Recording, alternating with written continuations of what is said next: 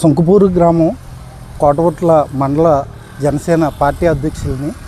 నేను నిన్న కలెక్టర్ గారు నర్సీపట్నం రావడం జరిగింది. నర్సీపట్నం వచ్చిన ఎమ్మటే నేను అర్జీ పెట్టాను. మాకు సుంకపూరు గ్రామానికి చెంది ఒక్క సెంటు భూమి కూడా లేదు గవర్నమెంట్ది. ఏదైనా బిల్డింగ్ వస్తే ఎక్కడ కట్టుకోవాలో తెలియలేదు.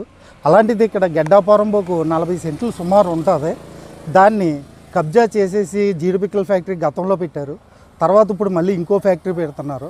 అది గవర్నమెంట్కి నేను అర్జీ పెట్టాను. ఆ 40 సెంట్లు ఇస్తే గ్రామానికి దేనికో దానికి ఉపయోగపడుతుందని అనుకుంటున్నాం.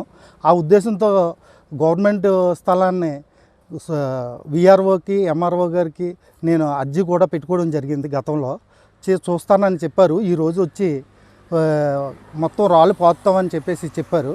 అది చెప్పగా ఆ పక్కనే ఉన్న గవర్నమెంట్ బోర్ కూడా ఉండేది. ఆ గవర్నమెంట్ బోర్ తీసేసి సొంత బోరు మోటార్ వేసుకొని సొంతగా ఇంటికి వాడుకుంటున్నారు. గవర్నమెంట్ వేసిన బోరు జనాల కోసం రోడ్డు అంటే వెళ్ళే వాళ్ళకి కొట్టుకొని మంచినీళ్ళు తాగుతారన్న బోర్ని తీసేసి మోటార్ అందులో వేసి ఇంటికి వాడుకుంటున్నారు. అక్కడ ఎవరైనా రోడ్డు మీద ఆగి మంచినీళ్ళు తాగడానికి కూడా మోటార్ లేదు, బోర్ లేదు. అలాగా స్వాధీనం చేసుకొని అన్నీ అక్రమంగా రోడ్డు వేసేసాడు. అక్కడ కాలం ఉండేది, పంట కాలువలకి భూములకి బోల్డ్ అంత నీరు వెళ్ళేది. అక్కడ కాలువ కూడా కప్పేసేవారు. ఆ రోడ్లో జనాలు వెళ్ళడానికి కూడా లేకుండా చేసేసారు. ఇది గవర్నమెంట్కి మేము కోరుతున్నది ఏమనగా ఇది ఎంతైతే ఉందో స్థలం గవర్నమెంట్ హ్యాండ్ ఓవర్ చేసుకోవాలని కోరుకుంటూ సెలవు తీసుకుంటున్నాను.